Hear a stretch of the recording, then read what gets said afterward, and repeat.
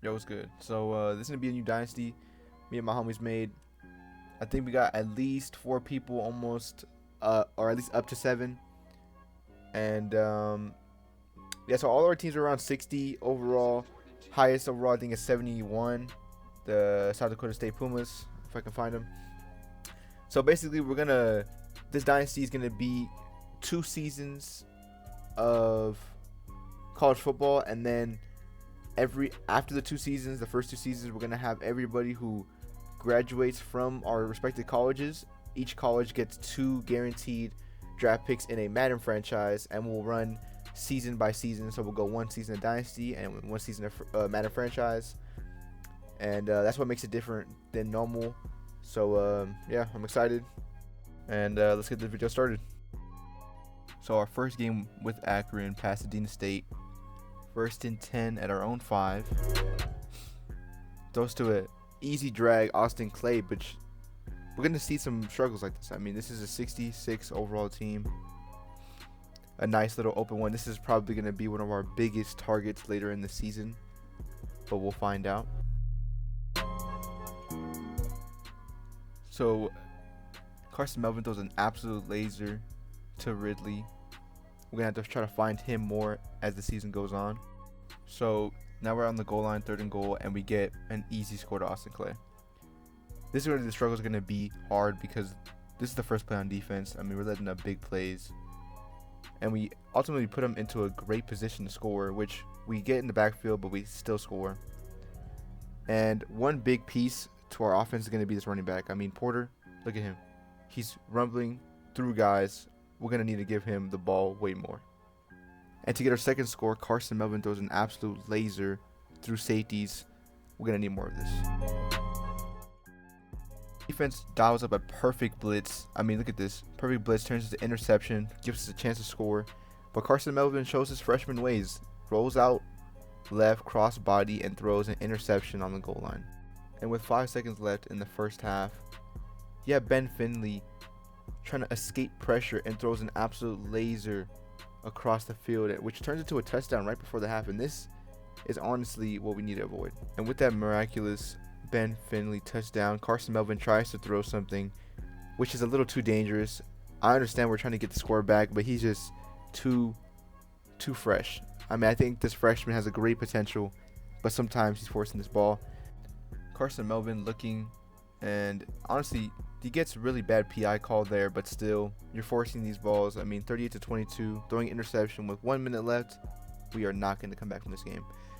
Hard loss, but there was some potential. We can definitely do this. Now, to open up the first week for South Dakota State, we have Troy, and Troy is hosting them.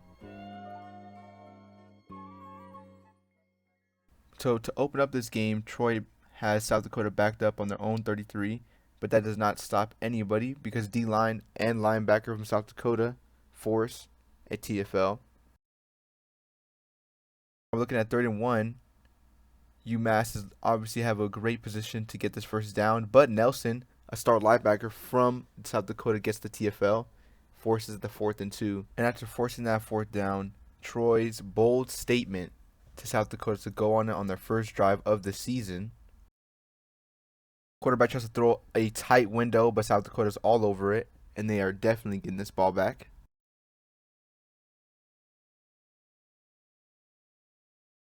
And to open up their first drive, Jalen Rayner, the quarterback, is going to be looking for his receiver on a cross, and he sees him open. Cobb making a nice move and gets to the goal line. Don't know how he didn't get in. But they punch it in anyway with the running back to get their first score of the season. This looks like a promising start for the Pumas. To start the defense, they have him on 3rd and 19. Quarterback looking, throwing, and throws it away. He doesn't have anything, so they get the field goal. Rayner looking for his second score of the game, but a D lineman makes a great play, jumping up and batting that ball. From that D lineman play, they force the 4th and 2, which South Dakota elects to go for it. They get a sweep, and it doesn't look like they were all over that. Troy was ready, and they forced it. But in the very next drive, Rayner throws an absolute dime to Corey Rucker. He's going to be an important name for the season as well. They do decide to booth review it. Troy wants to throw the challenge there.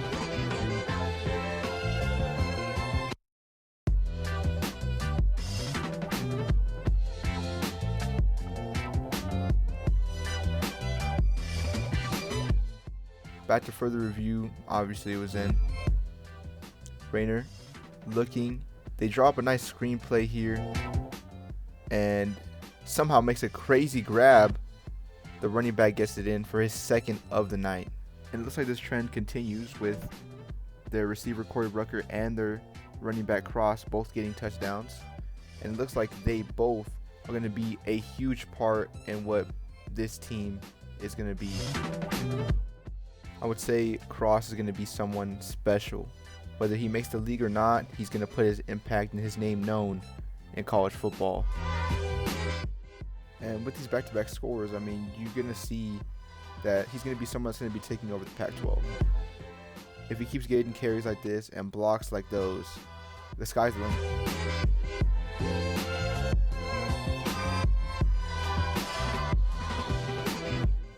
So South Dakota is on their own 30, and they try to do a play action, but they get sacked, causing a 4th down. So they're gonna punt that away.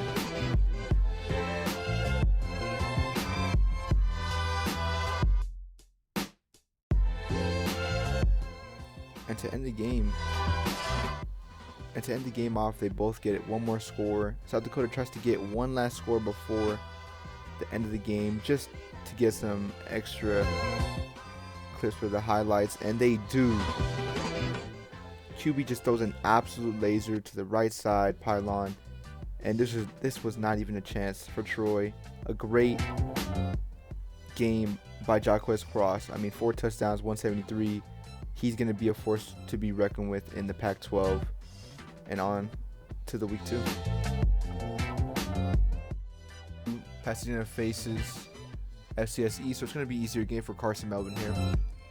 1st and 10 from the 20. Carson Melvin rolls out to the right. Sees his tight end and hits him on the sideline for a nice pass to start the game out. Now Carson Melvin also throws an interception on the same drive. I mean, he just takes 1 step forward and 2 steps back. FCS East gets held up on a 4th down, and they end up kicking a field goal. One thing about this Pasadena team is that we know the defense is going to be good. It's just if Carson Melvin can capitalize on the defensive stops.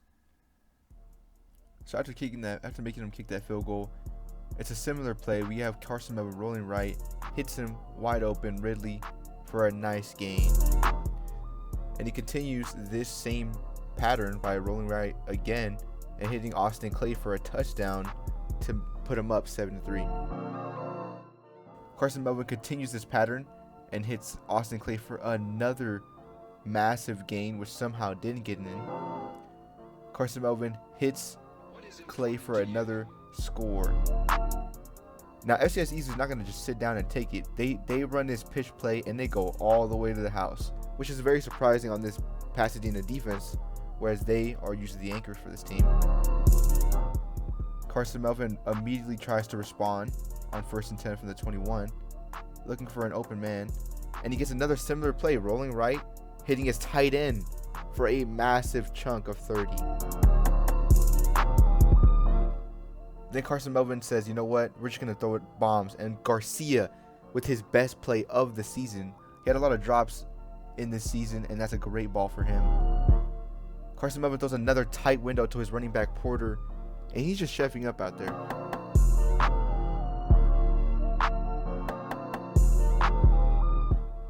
Carson Melvin, on another drive, FCS East scores, and he needs to respond.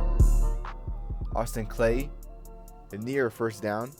Looks like they are in good timing. This is going to be a really good game for Carson Melvin as he throws another ball, but he sails it.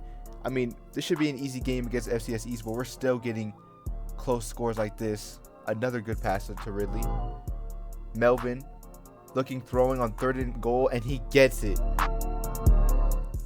The defense gets a stop, and Carson Melvin has to capitalize again. And he does with hitting this bomb to Clay on the sideline. He loves rolling right and hitting these sideline throws. We just got to make sure that doesn't become a habit. And Clay for his 3rd of the game. Melvin looking, throwing, and his tight end is wide open on the 3rd down to make a clutch 1st down conversion. Carson Melvin then looks right to Austin Clay for his 4th touchdown of the night. He's having a monster game.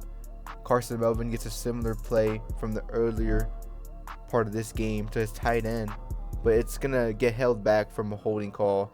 We really gotta stop these penalties, otherwise it'll be a problem in the future.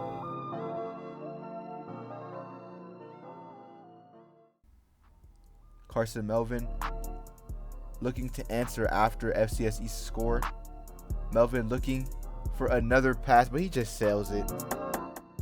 And this inconsistency will continue with him throwing another interception right on the goal line, giving them a score. With FCS East scoring, all Pasadena has to do is close this game out, and that's exactly what Porter has to do in mind as he runs back-to-back huge gains, and he fumbles. Yet another fumble in his career. And even though he caps off this drive with a touchdown, we have to make sure that fumbling isn't what happens in games to come. So for South Dakota State's 2nd game, they play FCS Midwest. To start of the drive, Cobb gets a nice 24-yard gain.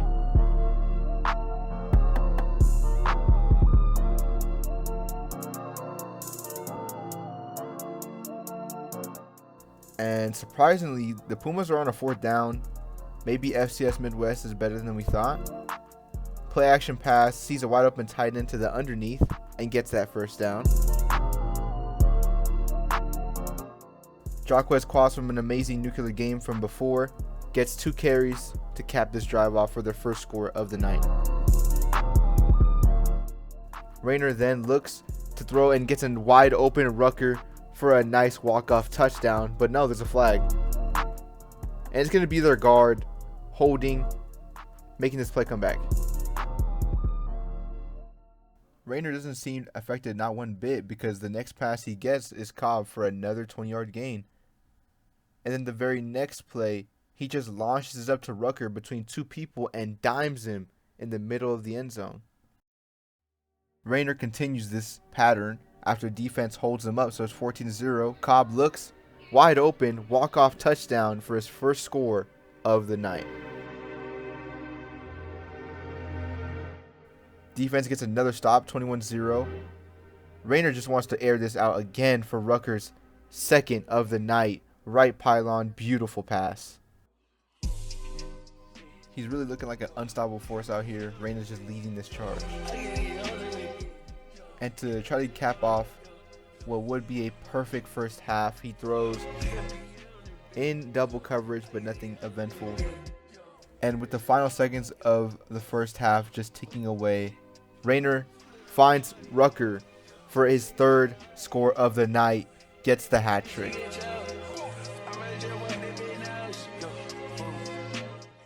Jacquez Cross says, you know what, I want to be involved, and he gets an amazing run, which is his best run of the night. And you know what, they give it to him again on the very next play, and you know what, he says, you know what, I'm going to score this because I want to score too. Jacquez Cross gets a same looking play after defense stops him on the goal line, and he just takes it 99 yards to the crib.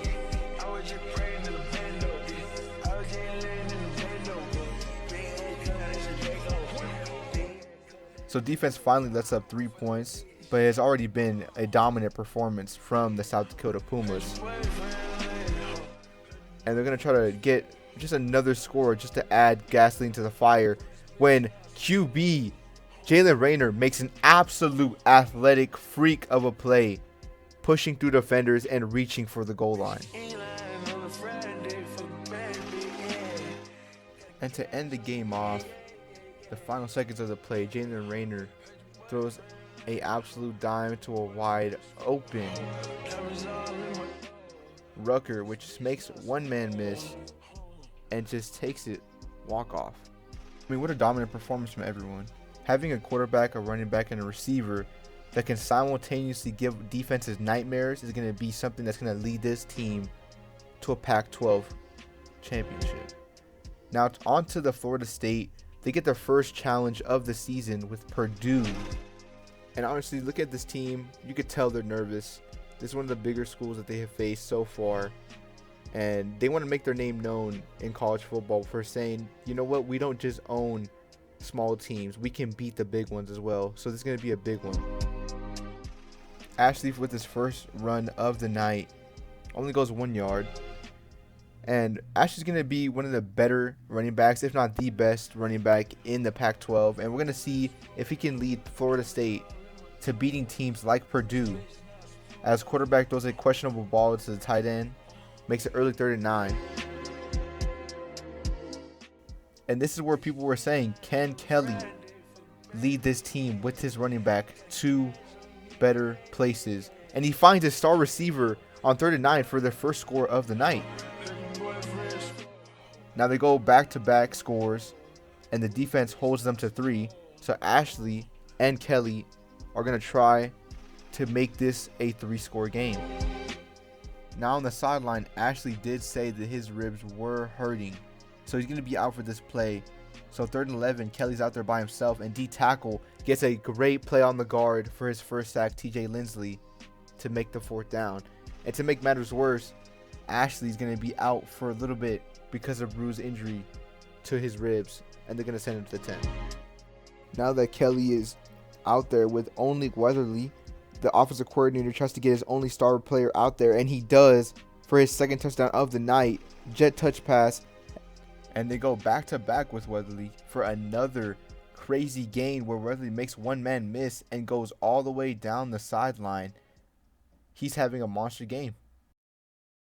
Now, that is going to be the end of the Purdue game, and Florida State's luck just got worse because they had to go against Auburn at their house in the rain, and their first drive is going to be a 3rd down, and Kelly's going to have nothing.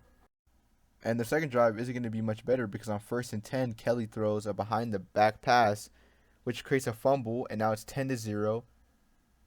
Ashley is back in the game from last week. He sat out all last week after those bruise injuries to the rib. And this whole game is going to be something for Florida State to forget. I mean, nothing that the offensive coordinator tried worked, and the game ended up being 0-30. They got blown out, and even this jet pass play did not work. So on to Southern Miss versus South Dakota State, where on the very first play of the game, Jalen Rayner looks across the field and finds Rucker for a absolute insane grab where he misses the ball and then catches it for his first score of the night. And what looked like to be a absolute highlight reel of completed passes just facilitating this second drive after the defense stopped them. And here looked like just another pass, but a guard did get injured on this play action pass, leading to a sack. And then seeing him on the sideline, they had to kick a field goal. Defense gets another stop, and on 3rd and 17, Jalen Rayner rolls out and sees a wide open Cobb on the sideline, which gets him the first down, close in red zone. Jalen Rayner escapes the pressure and rolls to the left. Tries to run, Rayner spins, but he's just not there. They get the first down after a run, and then they go back-to-back runs to get his second of the night. And then Rayner cross-body throws to Rucker for the 3rd touchdown of the night against Southern Miss. He's just facilitating out here, looking like a seasoned pro. And after further review, they actually called it short. So the offensive coordinator is looking for a possible play action pass, similar to the one that they ran in FCS Midwest game. And he throws it instead to his tight end. And now it is 24-0. Defense did a great stop again. And now that the O-line has some injuries, we might get some pressure here. And on 3rd and 14, he's trying to find a wide open man. and doesn't. So he throws a contested ball, 4th and 14. The offensive coordinator tries to find a play due to the offensive line injuries to try to get something quick, and that's exactly what they do.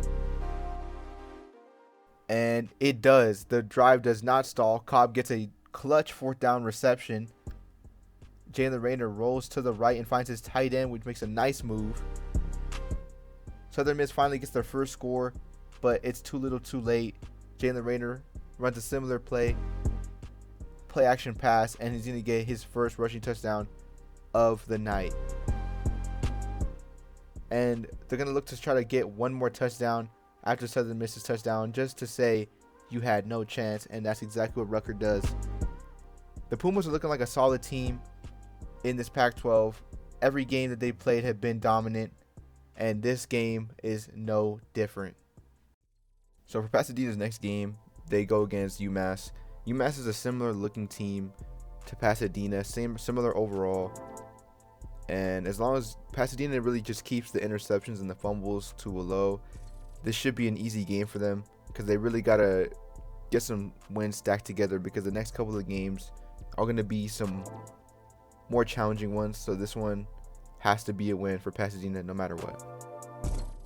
And it definitely started to look good, because Pasadena's first defensive drive, Lewis forces a fumble on the 30-yard line, and our D lineman picks it up and goes all the way down into the red zone territory of UMass, where we cap it off with a touchdown from Porter, putting us up 7-0.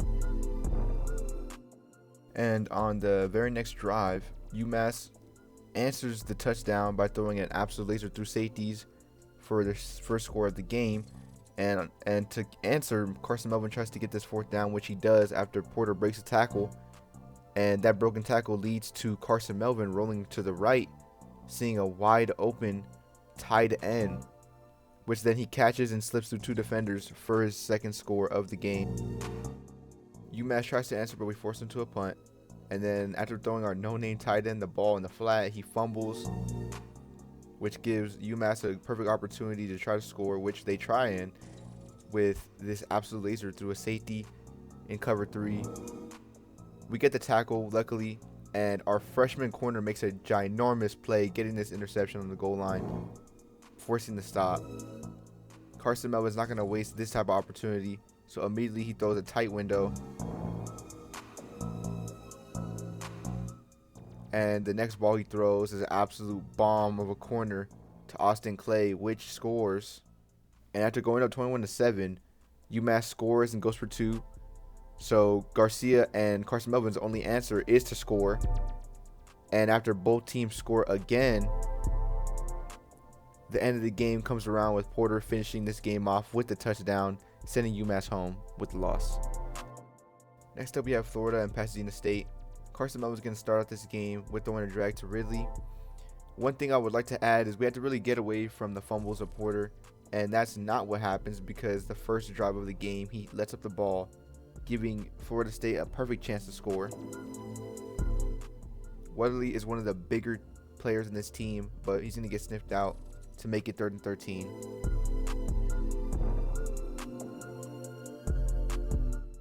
Carson Melvin is going to try to get this game against Kelly.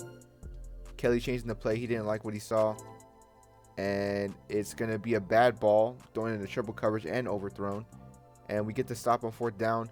Porter trying to make up for that fumble, making a huge run of 30 yards. Florida State gets Pasadena on 4th down. And Carson Melvin throws a risky ball, which gets intercepted on the goal line. And the corner kind of comes out of the goal line, which he probably shouldn't have, putting Florida State into a more dangerous position. And Pasadena gets Florida State on 3rd down and 8. And after throwing a risky ball straight to the linebacker, causing the 4th down, gets the pick 6 by our safety Pascal, and he goes for 6. After scoring, Pasadena gives Florida State some early offensive trouble, and after nobody open, he throws a dangerous ball to his tight end, which is only for 2. And on 4th and 7, Weatherly gets hit in the flat and makes something out of nothing, getting a huge gain, which would have been a second stop of the night. And Ashley caps it off with a ginormous run. Great blocks, great runs, and he's going to be one of the more dangerous people in the Pac-12, as we know. And after seeing a play-action rollout pass getting pressure from the right side, we instead do a screen pass to the left side, making a great game plan call, wide open, and getting massive gains out of a tiny screenplay. And they're going to try to go to score, which they do. Tight end makes a nice little route, getting out of there for the score, putting up 14-7. Ashley has other plans though, because Ashley's going to take this ball for another 30-yard run. He is dangerous. Kelly does nothing but hand off the ball again because this guy is on fire. And they run a screenplay to the same player, which again, Ashley is dangerous, gets the score, putting up 14-14. But they go for two, so it's 14-13 because Pasadena stops them. Carson Melvin finds an open lane and trying to scramble, which he does like a psychopath. Florida State's known for their hard hitters, so that is very dangerous. Carson Melvin rolling right, trying to find something, sees Austin Clay on the right side after a corner, gets the score 21-13. And after forcing the third down once again, Kelly looking for something, tries to find Ashley, but gets drilled by Pascal. And after a very uneventful late second quarter, the offensive struggles still continue with Florida State while they get them on fourth down on the first drive of the third quarter. But guess who? Ashley makes a tough catch, saving the drive, followed by another run, which goes for another 25 yards. Honestly, Ashley's going to be one of the best players, as we said, of the Pac-12. But honestly, he might be one of the best players in the nation. I mean, making plays like this, saving a Florida State team after Kelly makes an athletic play, making a man miss, going for the score. They have some real athletes on here, even though they're a little bit older, and after next year the roster won't obviously look the same. There's been a lot of athletic players on this team. I mean, look at that. Rolling right, getting a nice little ball in between two people for the touch for this 2-point conversion, And as Carson Melvin sat on the sideline, he saw Kelly and Ashley tear apart his defense. He knew he had to do something, so the next play, he comes out and throws an absolute bomb to his tight end for the score. One thing we did not account for, honestly, from Florida State was the ability to run back these kick returns. Letting up 70 yards on a kick return is absolutely atrocious. We cannot let this happen because it gives Florida State a perfect chance to score. Kelly tries to run it, but he fumbles. Lyman saves his drive, picking up the ball. And even though Florida State's doing these risky things, we still can't let up 70 yards on the kickoff return, giving them a perfect chance to score. Kelly trying to roll left, doesn't find anything. Pasadena has them on fourth down once again, looking for a similar play with Weatherly from the earlier half of this game, but nah, Kelly just takes it with his legs, getting the first down himself. As I was saying, with these athletic teams, or at least athletic players, they can really make or break a team. An interesting play call for RPO in the flat. Then Kelly takes off again for another 10 yards. Kelly looking for somebody on fourth down. His trusted tight end gets the first down conversion. They hand it off to who other than Ashley, who gets stuffed once and twice, which was surprising. And on fourth down, Kelly rolls to the right, trying to find some magic, goes to his trusted tight end once more, but gets stopped. Something we did not account for was this Pasadena's defense really stopping Florida State's high-powered offense with Ashley and Kelly. Austin Clay gets this nice pass from Carson Melvin. Carson Melvin throws a similar ball from the earlier two drives, but the DBs recognize it and make a great play on the ball. D-line gets a nice TFL. Kelly getting some pressure, but throws to Ashley in the flat. Ashley making moves like he always does, getting the first.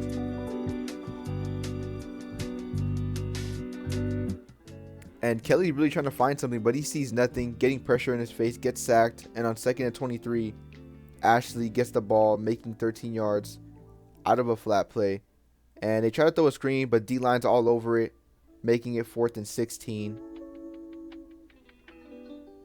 Kelly tries to get this, and it was near the line to gain, but just too short, maybe an inch or so. And after Carson Melvin seeing that, he just took off with the score because he knew the game was over. Throwing a nice pass. And on 3rd and 3, Carson Melvin calls his own number, making multiple people miss and gets the score, making a huge statement saying that I am the one that's going to win this game.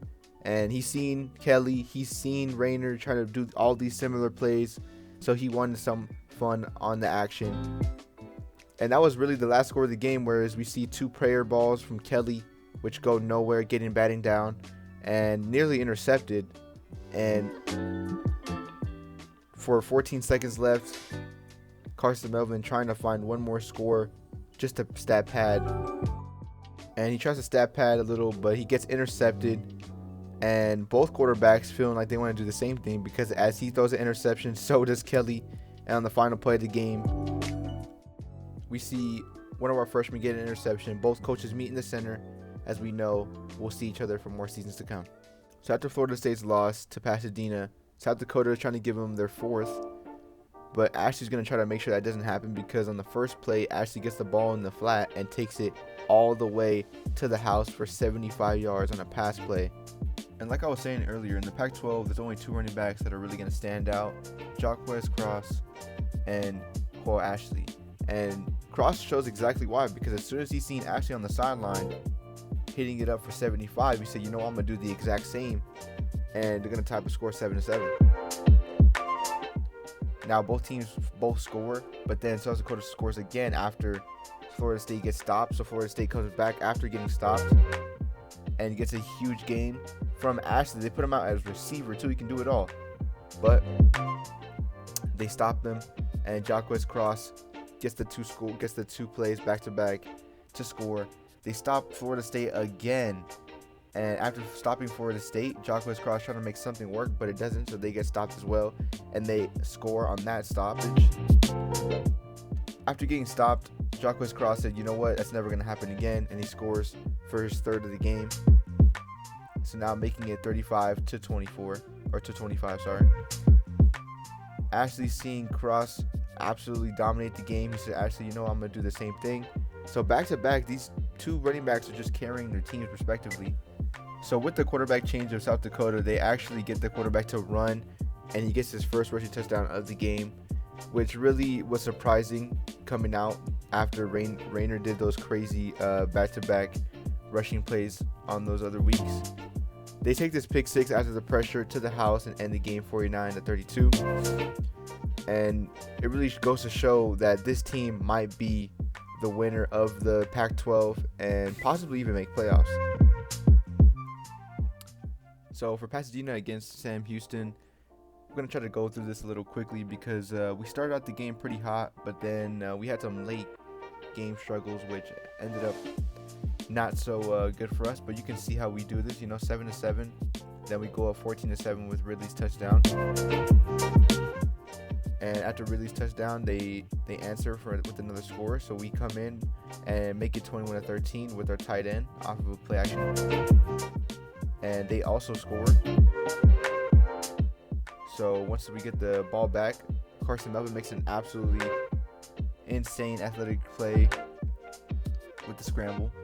And this is about the end of the game, where we're trying to get the clock down, make sure that they don't get the ball back, and end the game in our hands, which was working until we got this play, which somehow we didn't get in. And Carson Melvin gets instant pressure, so we couldn't throw it.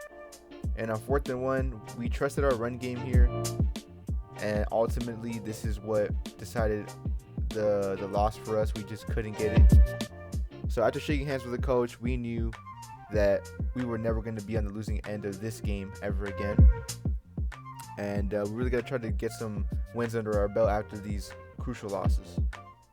So this is going to be the first part of a 3-part series per season. We're going to do first half, second half of the season, and then playoffs. and then the playoffs will include the recruits and everything. We want to play at least a season or two before we start drafting our respective players into our franchise, and then we'll have a Madden franchise on top of the Dynasty. So let me know down below in the comments who do you think is going to be the best Dynasty / franchise. And yeah, besides that, be tuned for the next one.